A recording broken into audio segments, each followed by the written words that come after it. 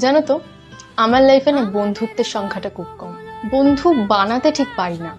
এই নয় যে কেউ আমার সাথে বন্ধুত্ব করতে আসলে আমি তাকে না করে দেব, সেটা নয়।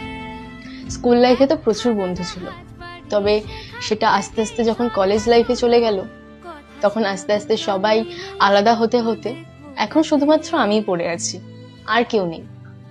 কলেজে ওঠার পর দেখলাম কত গ্রুপ গ্যাং হয়েছে, সেখানেও এই নামটা কোথাও নেই।